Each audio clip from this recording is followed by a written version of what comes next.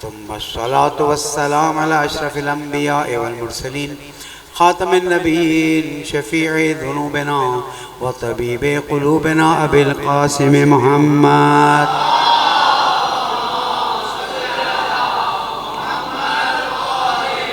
وعلى أهل بيته الطيبين الطاهرين المعصومين المظلومين الذين أذهب الله عنهم الرجس وطهرهم تطهيرا.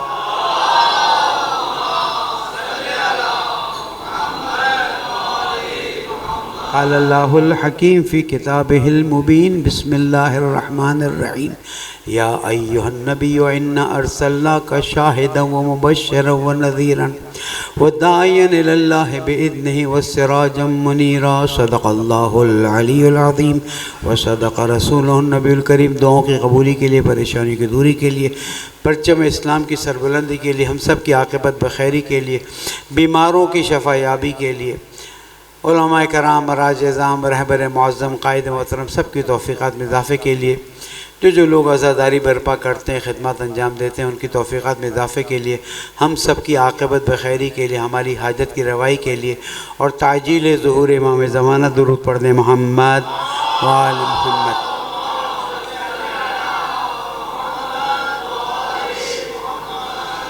کیونکہ یہاں کا مجمع میرا آشنا مجمع، اس لیے یہاں پر بات کرنے میں مجھے آسانی محسوس ہوتی ہے. یہ جو آپ شعراء کو داد دیتے ہیں نا، بہت اچھا کرتے ہیں، بہت اچھا کرتے، طنز نہیں کر رہا. اس لیے کہ شاعری ہے ہی یہ کہ آپ شعر کو سنیں، سمجھیں، اور جب ایک مقصد کے ساتھ ہے تو اس کی آپ داد دیں. لیکن یہ جو مجلس میں واہ واہ کر جاتے ہیں نا، یہ میری سمجھ میں نہیں آتا. ہم جتنے بھی ممبر پہ جاتے ہیں، ایک مرتبہ میں نے کہیں کہا تو اس پہ بھی واہ واہ ہو گئی تھی.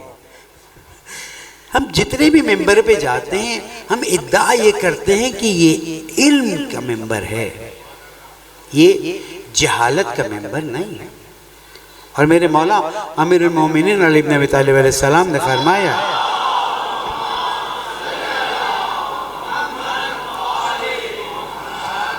کہ علم جو ہے وہ سرمایہ ہے اور جہالت جو ہے وہ فقر ہے.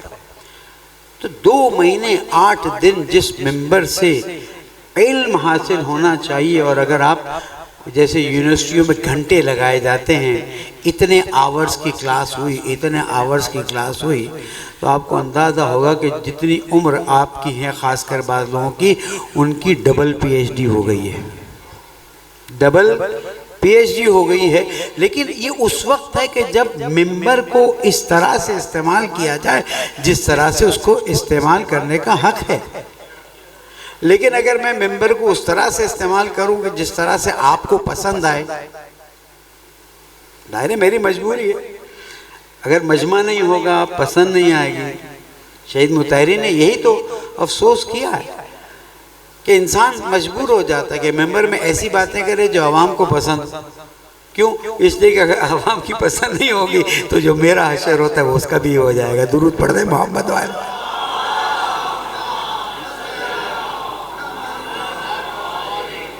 حضرت گرامی، ایام رحلت و وصال پیغمبر اکرم محمد مصطفیٰ صلی اللہ علیہ وسلم، امام رضا علیہ السلام، آج کی رات منائی گئی ہے. درود پڑھ دیں محمد وآل محمد. اور امام حسن علیہ السلام، ایک اور درود پڑھ دیں محمد. اور ظاہراً تابوت بھی امام حسن علیہ السلام کا برآمد ہونا ہے. ہم اپنی گفتگو کو یہاں سے شروع کرتے ہیں. اس کی طرف شاید اس سے پہلے جو میری مجلس تھی یہاں پر، اس میں نے اشارہ کیا تھا، اور اب آج بات کو آگے بڑھاتا ہوں کہ اسلام نے کس چیز پہ سب سے زیادہ بھروسہ کیا ہے. اسلام کا مطلب اللہ، اسلام کا مطلب رسول، اسلام کا مطلب ائمہ معصومین. یہ تو اس کے علاوہ تو نہیں ہے نا. اسلام نے یعنی اللہ نے، رسول نے اور ائمہ معصومین نے کس چیز پہ اتنا بھروسہ کیا کہ انہیں یقین تھا کہ اگر اس پر عمل کیا جائے گا، اس کے تقاضوں کو پورا کیا جائے گا تو یہ دین پوری کائنات پہ چھا جائے گا، یہ دین پوری کائنات پر پھیل جائے گا، محیط ہو جائے گا، چھا جائے گا۔ وہ کون سی چیز تھی؟ مطہری صاحب تشریف لے آئیں تو اچھا ہے، آئندہ ان سے بھی بہتر استفادہ کیا جا سکے۔ درود اور پڑھتے محمد۔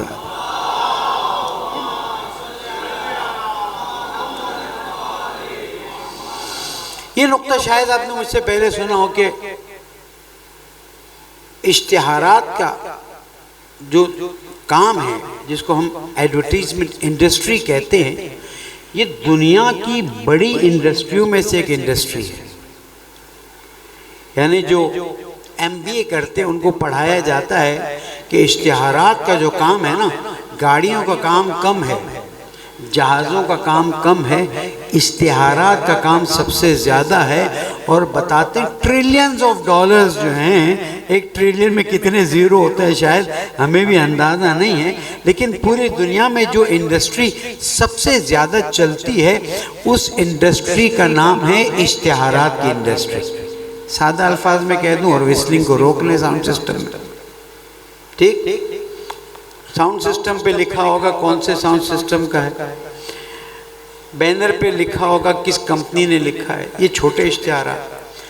کولڈ ڈرنک کی ایک بوتل اگر مثلا آج کل مجھے پتہ نہیں ریٹ کیا 25-30 روپے ہے تو 10 سے 12 روپے کا پانی ہے، باقی اشتہارات اور دوسرے اخراجات۔ یہ صرف اس لیے ہے کہ آپ یہ کولڈ ڈرنک کے بجائے یہ کولڈ ڈرنک پیئیں، آپ اس سم کے بجائے اس سم کو پیئیں۔ سوری،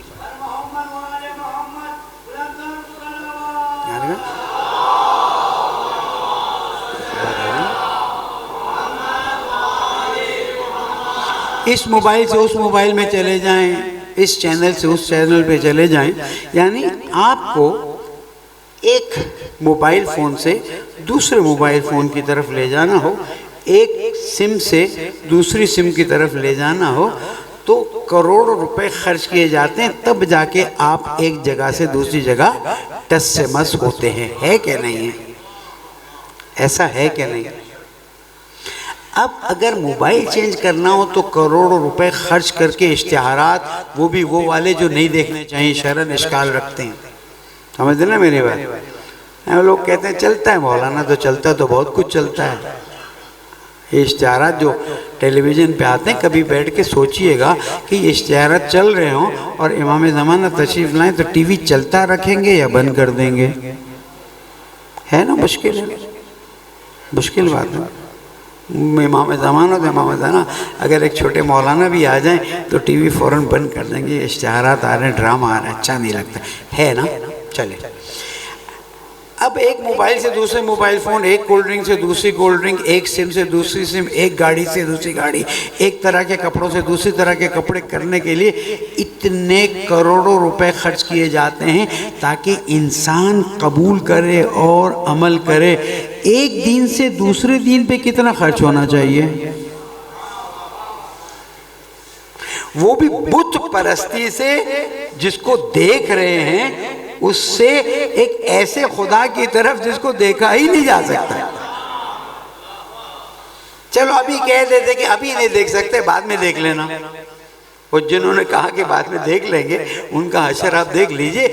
جس بت کی پرستش ہو رہی تھی، اس بت کی پرستش سے ہٹا کر اس اللہ کی طرف لانا کہ جس کو دیکھا ہی نہیں جا سکتا، کتنا مشکل کام ہے۔ تو ایسی صورت میں اللہ سبحانہ وتعالیٰ نے دو چیزوں سے فائدہ اٹھایا، ایک اخلاق پیغمبر سے اور دوسری عقل انسانی سے۔ درود پڑھ دیں محمد والے۔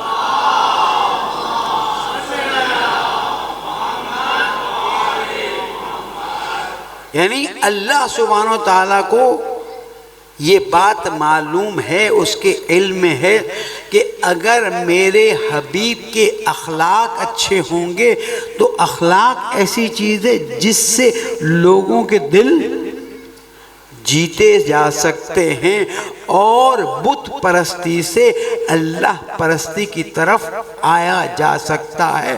اس لیے ہمارے عقیدے کے مطابق اللہ تعالیٰ نے اپنے حبیب کو 40 سال، میرے لفظ کو مت پکڑیے گا مولانا صاحب، بعد میں مت کہہ دیجیے گا کہ مولانا نے کہا کہ اشتہار بازی کی، نہیں، اللہ نے اپنے حبیب کو 40 سال لوگوں کے سامنے رکھا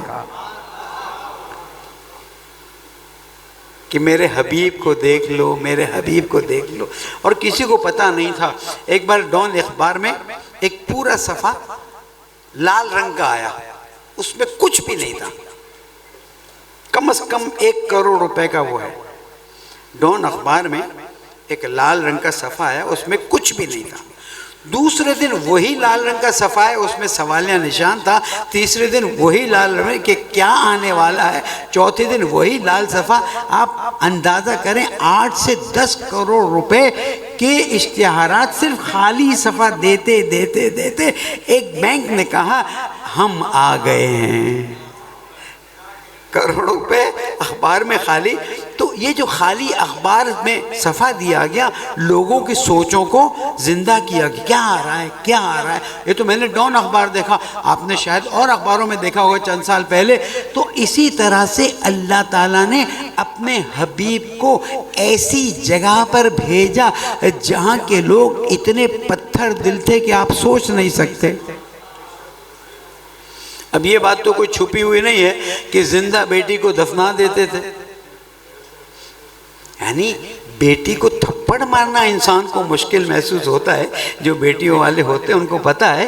تو جہاں پر بیٹی کو دفنا دیا جائے اور دفنانے کے بعد کچھ خیال ہی نہ آئے، وہاں پر اللہ نے اپنے حبیب کو بھیجا کہ اے میرے حبیب، آپ کو جانا ہے اور ایسی جگہ پر جانا ہے جہاں پر سب سے زیادہ سنگ دل لوگ رہتے ہیں، اس لیے کہ انہی میں سے کچھ کو جب آپ نکالیں گے تو وہ اتنے اچھے ہو جائیں گے کہ کبھی کوئی سلمان بن کر کے نکلے گا، کبھی کوئی ابو ذر بن کے نکلے گا، کبھی کوئی بلال بن کے نکلے گا، کبھی عمار بن کے نکلے گا، کبھی یاسر بن کے نکلے گا، اور کبھی سمیہ بن کے نکلے گی۔ درود پڑھ دیں محمد والے۔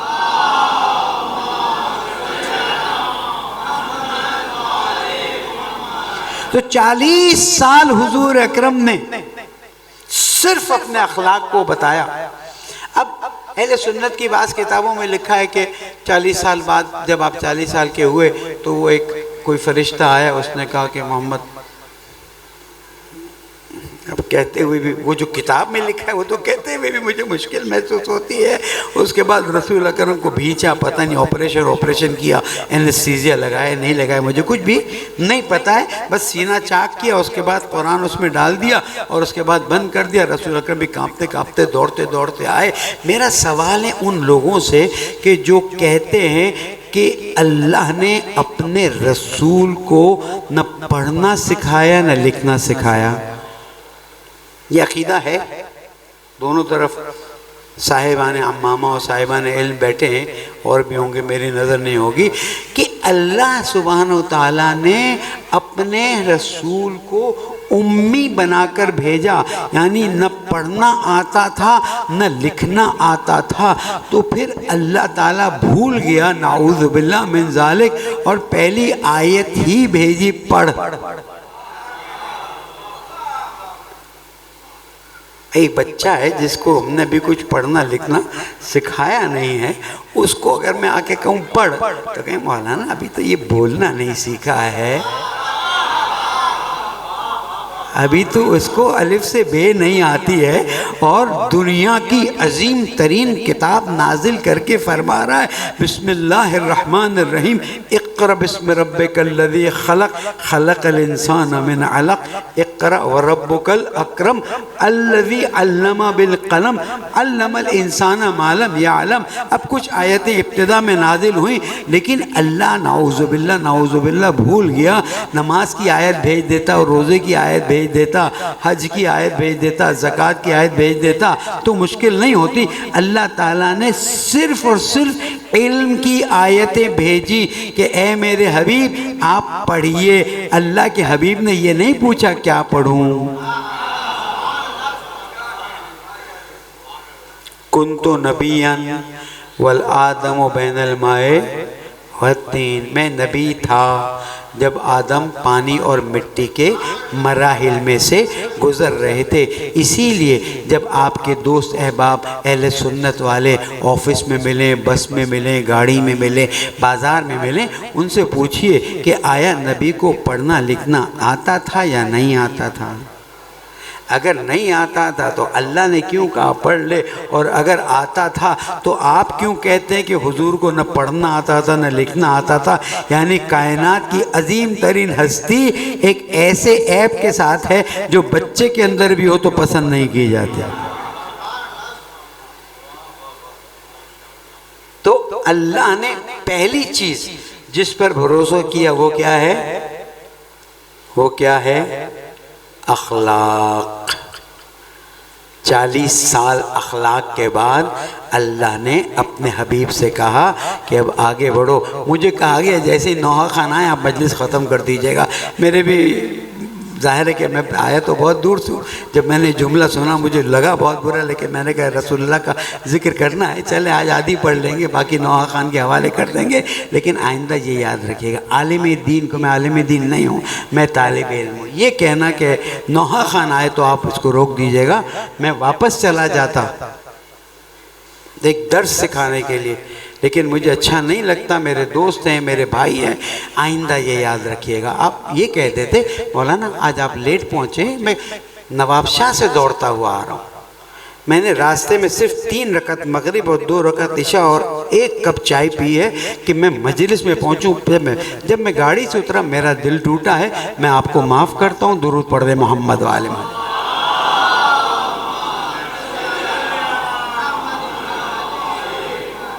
तो ये अल्लाह सुब्हानहू व तआला ने अपने हबीब के अखलाक इतने अच्छे बना दिए कि जब किसी से रोम में सवाल किया गया कि ये ख़त आया है, कहता है मैं अल्लाह का रसूल हूँ।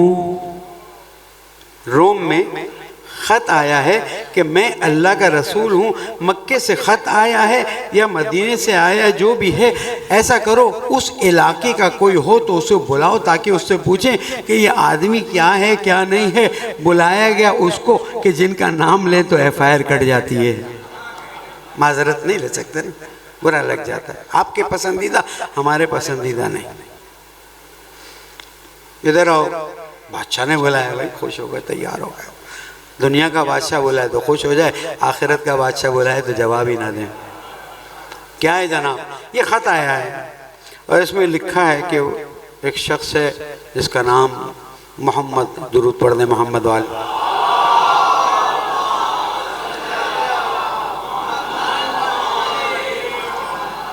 वो लिखता है कि मैं अल्लाह का रसूल हूँ। बाकी भी कुछ लिखा है, हमें ये नहीं जानना वो अल्लाह का रसूल है नहीं है, वो क्या है। ये बताओ वो आदमी कैसा है। उसने कहा हम तो उसको मानते नहीं हैं, लेकिन ज़ाहिर है झूठ तो नहीं बोलना है। आदमी ऐसा है कि हम सब उसको सादिक और अमीन मानते हैं। यानी जिसकी तारीफ वो करे जो काफिर उस वक्त काफिर था, बात का पता नहीं है, दिल का हाल तो अल्लाह ही जानता है, कि वो तारीफ करे कि जनाब वो सादिक और अमीन था। जिस उम्मत का नबी सैयदुल अंबिया वल मुरसलीन सादिक और अमीन और अखलाक और किरदार में, अल्लाह ताला फरमाए व इन्नका लअला खुलुकिन अज़ीम, उस उम्मत का क्या हाल होना चाहिए था? उस उम्मत को सादिक होना चाहिए था, उस उम्मत को अमीन होना चाहिए था, उस उम्मत को पड़ोसियों का ख्याल रखना चाहिए था, उस उम्मत को सफाई का ख्याल रखना चाहिए था, उस उम्मत को एक दूसरे से प्यार मोहब्बत से, बोलता जाऊँ सुबह हो जाएगी।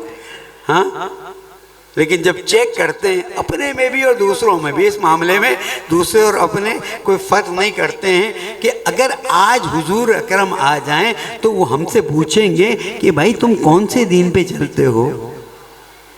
मुझे मालूम है बुरा लगना, लेकिन मुझे तो बात करनी। یہ کون سا دین ہے جس پہ چلتے ہیں جس میں نہ اخلاق ہے، نہ کردار ہے، نہ رفتار ہے، نہ گفتار ہے؟ سچ بولنے والے کو ڈھونڈنا پڑتا ہے، جھوٹ بولنے والا ہر جگہ ہے، مال کھا جانے والا سمجھتا ہے کہ مال کھا جانا ہی سب کچھ اچھا ہے، نہ دنیا کی فکر نہ آخرت کی فکر۔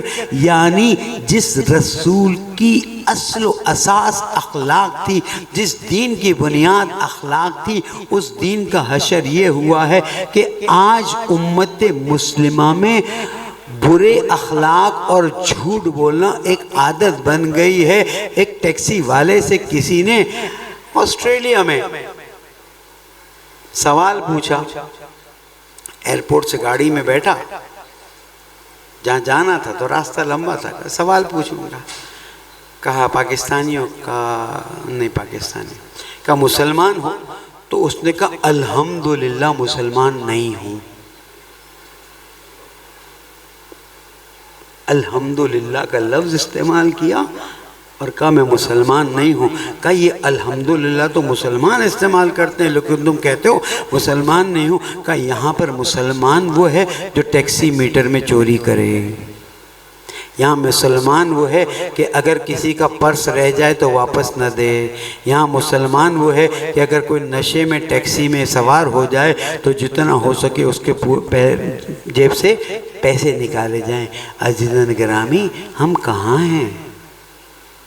ہم دوسروں کو کہتے ہیں ہمیں آج رات ایک 10-15 منٹ میری بات سن لیجئے، سوچئے ہم کہاں پر ہیں؟ جس اخلاق کے پرچار رسول اکرم نے کیا اور جس اخلاق سے لوگ متاثر ہو کر حضور اکرم کی طرف آتے ہیں اور دین قبول کرتے ہیں، اس اخلاق کا آج کہیں نام و نشان نہیں ہے۔ اور امام جعفر صادق علیہ السلام فرماتے ہیں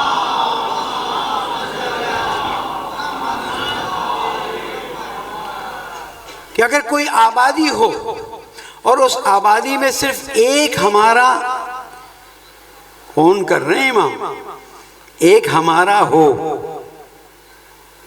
اور اس کے اخلاق پوری آبادی کے لوگوں سے بہتر نہ ہو، تو اگر وہ کہتا ہے وہ ہمارا ہے تو آگے نہیں بولو نا۔ یعنی کردار ہمارا ایسا ہو گیا ہے، رفتار ایسی ہو گئی ہے کہ ہم اللہ کے حبیب کے اخلاق کے بارے میں سال میں ایک مرتبہ 7 منٹ یا 8 منٹ کے لیے گفتگو سنتے ہیں، اس کے علاوہ باقی کہیں اور نکل جاتے ہیں۔ عزیزان گرامی، یاد رکھیے گا، جب تک ہمارے اخلاق اچھے نہیں ہوں گے، ہمارے بچوں کے اخلاق اچھے نہیں ہوں گے، جب تک ہمارے بچوں کے اخلاق نہیں ہوں گے، ہماری نسلوں کے اخلاق اچھے نہیں ہوں گے، جن کی نسلوں کے اخلاق اچھے نہیں ہیں ان کی اولادیں امام زمانہ کی کیسے خدمت کریں گی؟ یہ آج والدین کو کیوں اتنی تلقین کی گئی ہے کہ اولاد کی تربیت کرو، اولاد کی تربیت کرو؟ اسی لیے نا کہ آج نہیں تو کل، کل نہیں تو پرسوں، پرسوں نہیں تو چند سال بعد، 100 سال بعد، 1000 سال بعد، مجھے نہیں معلوم ہے۔ ہمارے ہاں تو ایک عادت ہے کہ ذرا سا کچھ ہوتا ہے کہتے ہیں آخر زمان، آخر زمان۔ میری سمجھ میں چیزیں نہیں آتی، لیکن جب بھی امام آئیں، کیا آپ کے اور ہمارے دل میں یہ خواہش نہیں ہے کہ ہماری نسل کا کوئی بچہ وہاں پہنچے اور امام کہیں اچھا تمہارے اجداد نے تمہاری اتنی پیاری تربیت کی ہے؟ اور نہ ہو امام تک ہماری نسل نہ پہنچے، بیچ میں ختم ہو جائے، امام علیہ السلام پکاریں بابا وہ جو لوگ تھے جنہوں نے اپنے بچوں کی تربیت کی تھی، جو بچے شب جمعہ ہفتہ بھر ہر وقت ہمیں یاد کرتے تھے اور ہماری یاد میں زندگی گزارتے تھے، ان کو بلاؤ تو ہمیں بھی بلا لیا جائے گا۔ عزیزان گرامی، نہیں ہو سکتا ہے کہ ہم کہیں ہم اہل بیت کے چاہنے والے ہیں اور ہمارا اخلاق ایسا نہ ہو کہ اہل بیت سرٹیفائی کرے۔ ان کی سرٹیفکیٹ کے بغیر نہ قبر میں آرام ہے نہ جنت میں آرام ہے۔ دیکھیں ثواب آپ کو مل جائے گا، اس کی فکر مت کیجئے، لیکن ہمیں سرٹیفکیٹ چاہیے کہ یہ ہمارا ہے۔ اس سرٹیفکیٹ میں عبادت سے زیادہ تفکر اور تفکر کے ساتھ ساتھ اخلاق، یہ دو چیزیں اگر آپ کی شخصیت کے اندر ہیں، یقین کیجئے یہ جو ہمارے ناموں کے آگے لکھا جاتا ہے نا، وکیل اہل بیت، پتہ نہیں فلاں ولایت اہل بیت، خلیفہ اہل بیت، یہ سب لکھا جاتا ہے آج کل تو بڑا، جس کو اب یہ بھی ایک عجیب ہو گئی. ابھی دیکھیے گا انٹرنیشنل مایہ ناز نوحہ خان. ابے بھائی یہ انٹرنیشنل مایہ ناز کیا ہوتا ہے؟ بولو امام حسین کا منقبت نوحہ پڑھنے والا. یہ عجیب ہو گیا ہے، انٹرنیشنل ریپیوٹیشن والا اور پتہ نہیں کیا میڈل لینے والا اور فیس بک اور یوٹیوب کا چیمپئن. ارے حسینی چیمپئن بنو، درود پڑھ دیں محمد والے.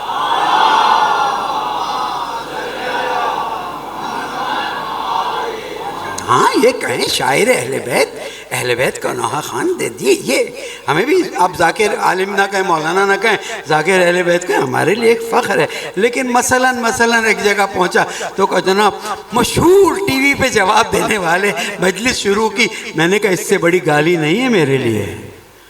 ٹی وی سے میری پہچان نہیں ہے، میری پہچان اس ممبر سے ہے.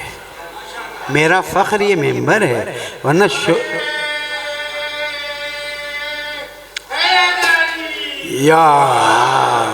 تو یاد رکھیے گا، نہ دنیا کے افسروں سے ہماری شہرت ہے، نہ دنیا کے ٹائٹل سے ہماری شہرت ہے، نہ یوٹیوب میں ذرا زیادہ ہونے کی وجہ سے شہرت ہے. ہماری شہرت ہے تو صرف یہ کہ ہم حسینی خدمت گزار ہیں، اور اسی وجہ سے جناب زہرا ہمیں قبول بھی کرتی ہیں. درود پڑھ دیں محمد والے.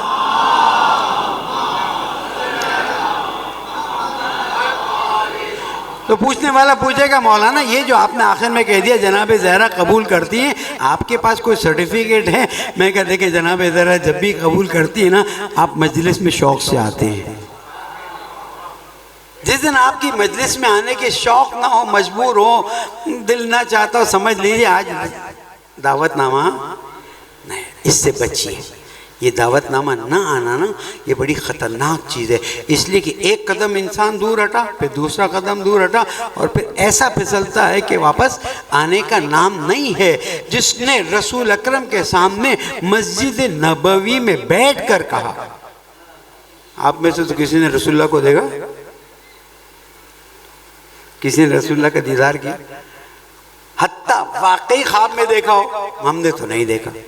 ہاں اب آپ دیکھیے کہ جنہوں نے رسول اللہ صلی اللہ علیہ وآلہ وسلم کو اپنی آنکھوں سے دیکھا، کتنی مرتبہ ہاتھ چوما ہوگا، کتنی مرتبہ پیر کو ہاتھ لگایا ہوگا. کچھ نہیں، دیداری ہو جائے تو بڑی بات ہے. ہم تو تڑپتے ہیں ہمارے آقا ہمیں دیدار کروا دے تو ختم ہی ہو جائے نا بات. اور ہم تو آقا کے دیدار کے بجائے کربلا کی زری کا بھی دیدار مل جائے تو تڑپتے ہیں. اللہ سب کو نصیب کرے، جلدی نصیب کرے، عمرہ نصیب کرے، مدینہ بھی نصیب کرے. ایک درود اور پڑھ دیں محمد والم.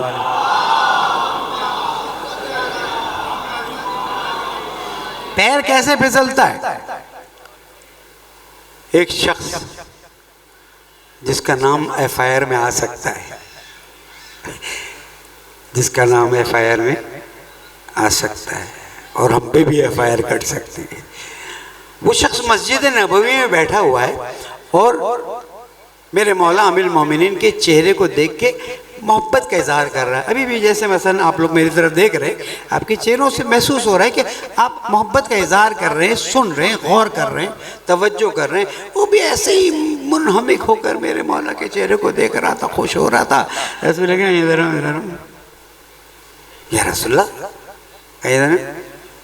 یہ بتاؤ اتنی محبت سے دیکھ رہے تھے، علی سے بہت محبت ہے؟ ہاں. اتنی محبت ہے؟ ہاں. چھوٹا بہت بڑا. کہ یہ بتاؤ جس دن علی کے مقابلے میں تلوار لے کر آؤ گے تب کیا ہوگا؟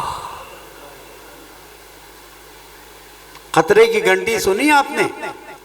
تاریخ تو تھوڑا سا پتہ چلے نا کہ علی کے سامنے تلوار لے کر، یا رسول اللہ کبھی ایسا نہ ہو. اگر ایسا ہو گیا تو یا رسول اللہ میں تلوار کو واپس نیام میں ڈال کے واپس چلا جاؤں گا. پیر کیسا پھسلا؟ ابھی نہیں پھسلا. کہاں پر ہے یہ مسجد؟ کہاں پر ہے یہ؟ آخری والوں نے نہیں بتایا. کہاں پر ہے یہ؟ مدینہ میں، مسجد نبوی میں، حضور اکرم کے سامنے مولا کا دیدار۔ میں اور آپ ذریعہ نجف کو دیکھ لیں تو ایمان تازہ ہو جاتا ہے، وہ مولا کو دیکھ رہا ہے۔ اب دیکھ لیجئے کیا ہوا۔ اب وصال رسول اکرم ہوا، 28 صفر ہوئی، جو ہوا آج سے شروع ہوا۔ یہ آپ لوگ نہیں سوچتے، ہاں 28 صفر ہوئی، جو ہوا آج سے شروع ہوا۔ سقیفہ آج ہی دنوں میں برپا ہوئی نا، اس کا دن کوئی نہیں مناتا۔ فرسٹ خلیفہ of Islam, the day of finalization of، پتہ نہیں امت مسلمہ نہ خوشی مناتی ہے نہ غم مناتی ہے۔ ہمیں امت مسلمہ کا کچھ سمجھ میں نہیں آتا۔ بھئی 28 صفر نہیں مناتے ہو تو جو دن ہے وہ منا لو، ایک دن انتقال کا منا لو، ایک دن جو خوشی کا منا لو، تاکہ ایک دن ان کے آنے کی خوشی کر لو، ایک دن ان کے وصال کے بارے میں غم منا لو۔ نہ آنے کی خوشی نہ جانے کا غم، پتہ نہیں کیا ہو رہا ہے۔ پوچھ لیا کریں اپنے دوستوں سے، پوچھ، ہمیں بھی بتائیں شاید ہمارے علم میں آئے۔ 28 صفر کو وصال ہے، 3 دن تک لوگ جنازے کو درود پڑھتے رہے، نماز پڑھتے رہے، اور پھر تیسرے دن تدفین ہوئی۔ اور اس کے اسی زمانے میں یعنی 29 صفر، پتہ نہیں چاند 30 کا تھا یا 29 کا تھا، آج تو پہلے ربیع الاول کا چاند مجھے اطلاع میں آئی کہ شاید ہو گیا ہے۔ تو یہ 3 دن امت مسلمہ کو تو جشن منانا چاہیے کہ جناب ہم نے اللہ کے بتائے بغیر ہی اپنا خلیفہ چن لیا۔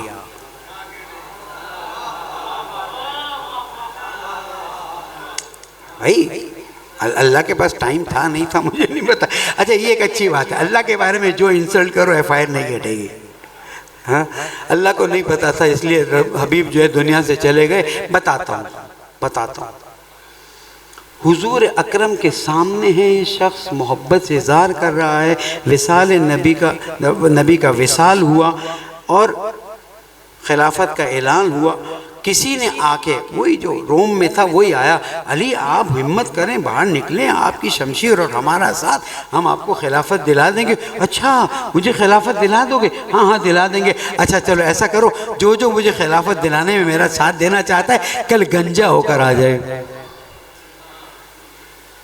کم از کم ایک تاریخ کی کتاب ضرور پڑھیں۔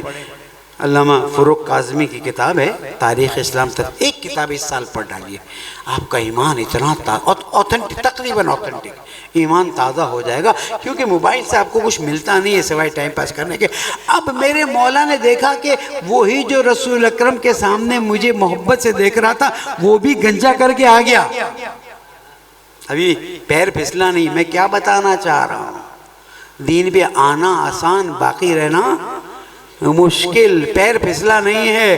میرے مولا نے کہا بھائی یہ تو نے جلدی اندر آ جاؤ، 6 لوگ 7 لوگ، وہ جو حدیث ہے نا ارتد الناس الا 7 و 6، پلٹ گئے لوگ سوائے 6 یا 7 کے۔ اس کا مطلب یہ نہیں کہ سب کافر ہو گئے، اس کا مطلب ہے جو بیعت غدیر میں کی تھی اس سے پلٹ گئے۔ تو اس میں ارتداد کا لفظ آ سکتا ہے، کوئی مشکل نہیں ہے۔ میرے مولا نے اس کو بلایا، بس مسجد نبوی میں محبت کا اظہار کون کر رہا تھا؟ وہ شخص۔ 6 یا 7 لوگ جو گنجا ہو کر آئے، اس میں کون تھا؟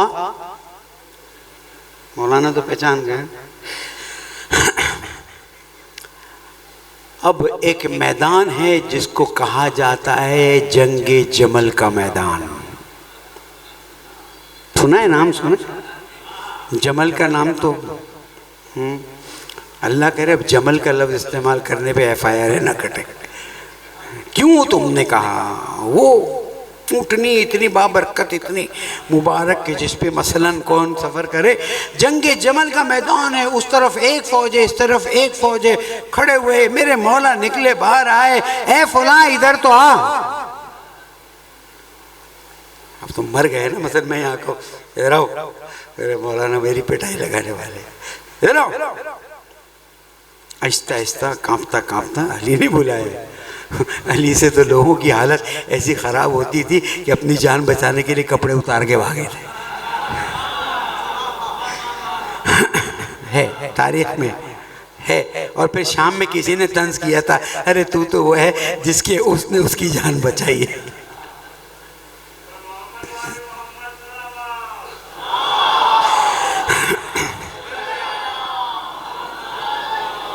جب وہ آیا تو میرے مولا نے پوچھا تجھے یاد ہے ایک بار مسجد نبوی میں بیٹھے تھے؟ اچھا ایسے موقع پہ یہ بھول جاتے ہیں لوگ نا، کیا تھا کچھ یاد تو دلائیں؟ کہ تم مجھے محبت سے دیکھ رہے تھے، یاد نہیں یار، آپ یاد دلا، تم سے رسول اللہ نے کہا تھا کہ اتنی محبت سے آج علی کو دیکھ رہے ہو، کل اگر علی کے مقابلے میں شمشیر نکال کر آگئے تو کیا ہوگا؟ کہا ایسا کچھ یاد آ رہا ہے، لیکن عمر اتنی ہو گئی نا، اتنا ٹائم گزر گیا کہ میں تم کو یاد دلاتا ہوں۔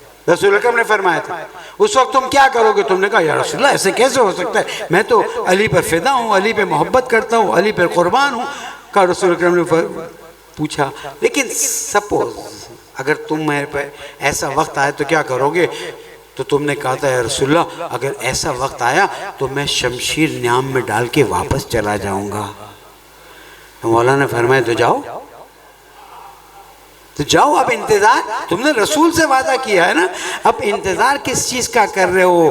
میں آپ کی فکر کو کہاں سے کہاں لے کر آیا، میرا وقت ختم ہو گیا۔ یاد رکھیے گا جو دین اخلاق لے کر آیا تھا، جو دین انسانوں کی عقل کو پرواز دینے کے لیے آیا تھا، اس دین کا حشر یہ کیا کہ مولا کائنات کے سامنے اسلام کا کلمہ پڑھنے والے شمشیریں نکال کر آ گئے۔ علی کے ایمان پہ کسی کو شک تو نہیں ہے، نہیں ہے نا، لیکن ایسا کیا ہوا؟ بس آہستہ آہستہ ایسا کیا ہوا رسول اکرم کے وصال کے بعد کہ جب تیسرے خلیفہ کو مسلمانوں نے، جن میں اصحاب کرام کی لسٹ ہے، شہید کیا، تو شام سے آواز اٹھی کہ تیسرے خلیفہ کے خون کا بدلہ لیا جانا چاہیے۔ بھائی تم ٹھیکیدار ہو، خلفاء کے خون کا بدلہ لینے، تو صرف تیسرے خلیفہ کے خون کا بدلہ کیوں لے رہے ہو؟ چوتھے کو بھی تو ضرورت لگی۔ ہمیں تو تاریخ میں کہیں نہیں ملتا جو دین اسلام لے کر، جو اسلام اخلاق لے کر، جو اسلام عقل کی باتیں لے کر، جو اسلام لوگوں کی فکر کو پرواز کرنے کے لیے آیا تھا، اس اسلام کا ایک ایسا حشر کیا گیا کہ جہاں پر کائنات کے مولا کو خاموش رہنا پڑا۔ اور میں نے صبر کیا، نہج البلاغہ پڑھے، اس طرح سے کہ گلے میں کانٹا اور آنکھوں میں، کتنا برداشت کیا ہوگا علی؟ کیوں برداشت کیا؟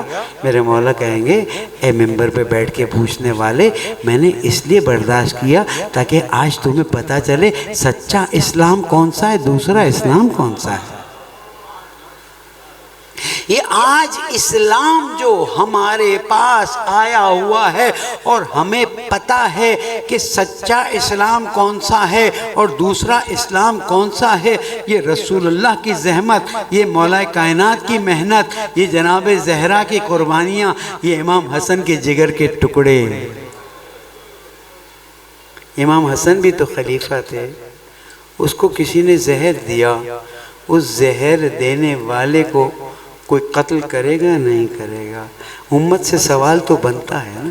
مجھے معلوم ہے شب غم کی رات ہے اور ہمارے دل مجروح ہیں، ہمارے دل مجروح ہیں کہ جو اسلام قیامت تک جانے والا تھا، اس اسلام کے جو، چلو تم امام نہیں مانتے ہو نا، مت مانو، یہ تو جانتے ہو کہ قُلْ لَا أَسْأَلُكُمْ عَلَيْهِ أَجْرًا إِلَّا الْمَوَدَّةَ فِي یہ تو مانتے ہو نا، تم یہ تو مانتے ہو آیت تطہیر کا یہ حصہ ہیں، یہ تو مانتے ہو کہ وہ ہستیاں ہیں جن کو اللہ تعالیٰ نے قرآن میں عظمت عطا کی ہے۔ سوال یہ پیدا ہوتا ہے ان ہستیوں کے ساتھ تم نے زیادتی کی اور دین اسلام کا وہ حشر کیا کہ آج مسلمان اسلام کو ڈھونڈتا ہے کہ صحیح اسلام کون سا ہے۔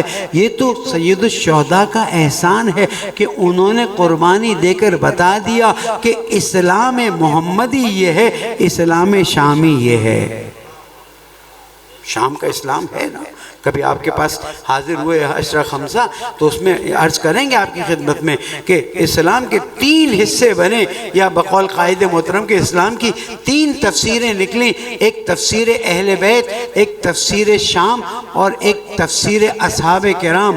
ہم اہل بیت والے ہیں، تفسیر اصحاب کرام اہل سنت ہیں، اور تفسیر شام والے وہ ہیں جو یزید زندہ باد کہتے ہیں۔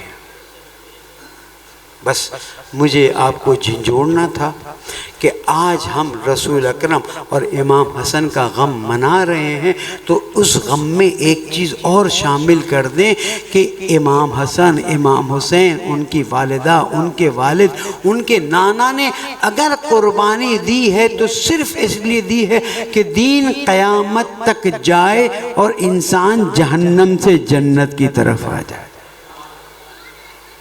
عزیزان گرامی، وہ منظر کتنا سخت ہوگا، کتنا مشکل ہوگا کہ جب رسول اکرم، میں رسول اکرم کے وفات کے چند جملے بیان کر کے امام حسن پر جاؤں گا۔ جو تابوت وغیرہ تیار کرنا ہے تیار کر لیجئے، اس سے زیادہ وقت نہیں لوں گا۔ کہ آپ سوچیں اور مسلمانوں سے پوچھیں کہ یوم الخمیس کی حدیث کیا ہے، یعنی جمعرات کی حدیث کیا ہے؟ جمعرات کی حدیث یہ ہے کہ حضور اکرم نے اپنی زندگی کے آخری دنوں میں مسلمان جو اطراف میں کھڑے تھے ان سے کچھ مانگا، انہوں نے دینے سے انکار کر دیا۔ کیا مانگا؟ پوچھ لیجئے۔ کس نے منع کیا؟ پوچھ لیجئے۔ یہاں تک کہ حضور اکرم نے فرمایا چلے جاؤ یہاں سے۔ یعنی ایک شخص اپنی پوری زندگی انسانیت کی ہدایت کے لیے خرچ کرتا ہے، اور آخر عمر میں کہنے والا کہتا ہے یہ اب کاغذ اور قلم کیوں مانگ رہا ہے؟ لگتا ہے میرے لیے بولنا مشکل ہے۔ آپ اہل سنت سے کہیں اپنی کتاب میں ڈھونڈو، ریفرنس چاہیے تو سماوی تیجانی کی کتابیں موجود ہیں۔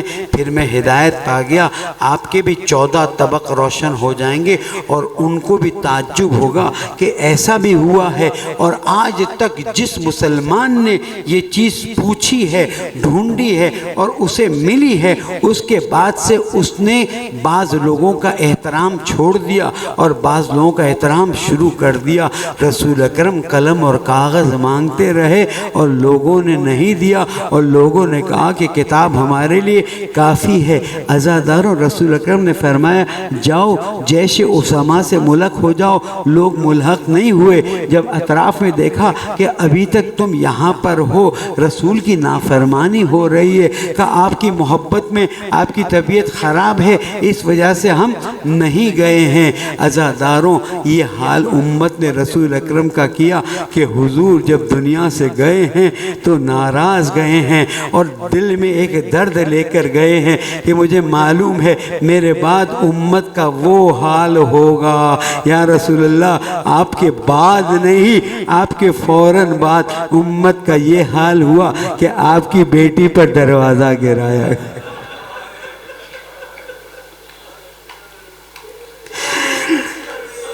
اگر کسی سید گھرانے کے دروازے پر کچھ لوگ آ جائیں تو شریف لوگ جمع ہو جائیں گے، بھائی یہ سید کا گھر ہے، اس گھر کے سامنے ایسا نہ کرو، آؤ ہمارے پاس آ جاؤ، ہم خیال رکھتے ہیں۔ یا رسول اللہ، امت میں سے کچھ ہی لوگ تھے، انہوں نے کہا بھائی یہ تو زہرا کا گھر ہے، یہ زہرا کا دروازہ ہے، یہ سورہ حل عطا والا دروازہ ہے۔ جواب دینے والے نے کہا ایام فاطمیہ آ رہے ہیں نا، انہی دنوں میں تو محسن شہید ہوئے تھے، کیا کیا غم منائے۔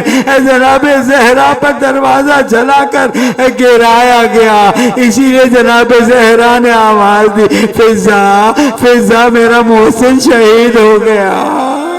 میں کہوں گا بی بی ابھی محسن شہید ہوا ہے، ابھی حسن کے جگر کے ٹکڑے نکلیں گے، امام حسن کو زہر دے دیا گیا۔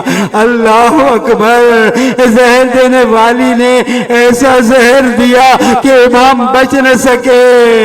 امام نے بھائی حسین کو بلایا، بھائی آؤ میں کچھ وصیتیں کر لوں، اس لیے کہ اب تشت میں جگر کے ٹکڑے آ چکے۔ رسول اللہ کی جگر کے ٹکڑوں کے ٹکڑے نکل آئے۔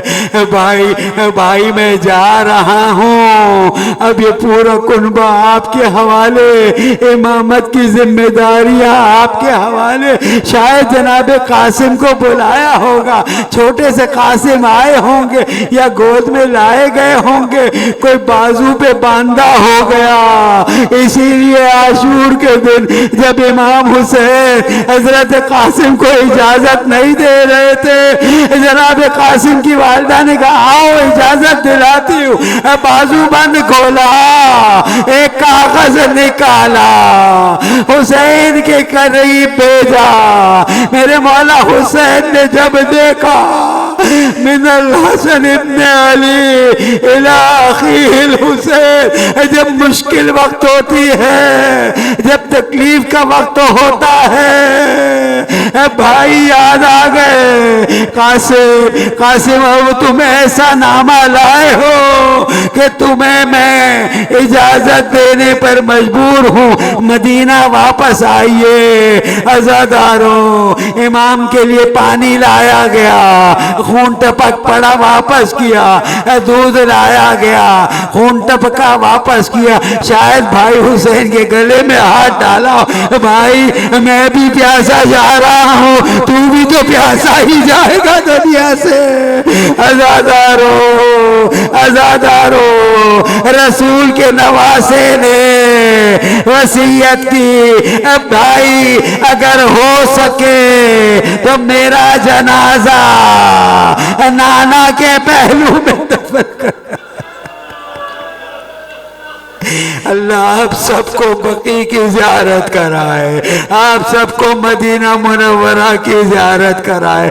جب بقیع میں جائیں اور 4 اماموں کی ویران قبر دیکھے تو ایک جملہ کہیے گا، یا امام زمانہ تشریف لائیے، ہم آپ کی مدد کریں گے، ان قبروں کو بنائیں گے۔ کربلا کیسی عالی شان، نجف کیسا عالی شان، اب تو شام کا زندان بھی عالی شان۔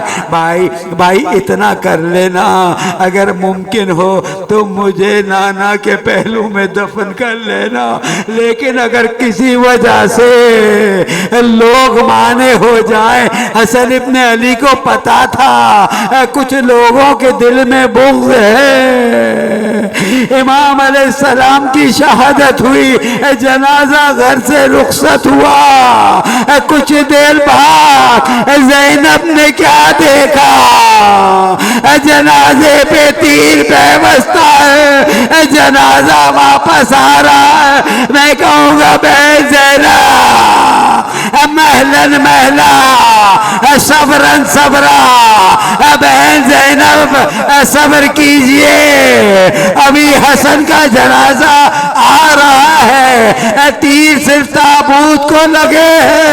آئے کربلا، آئے شام غریبہ، آئے حسین کا لاشا، بے گور و کفن تیروں سے چھلنی پڑا تھا۔ جناب زینب اس تیر والے لاشے کے پاس پہنچی، رگوں کو بوسہ دیا، مدینے کی طرف رخ کیا۔ شاید دل میں کہا ہوگا بھائی حسن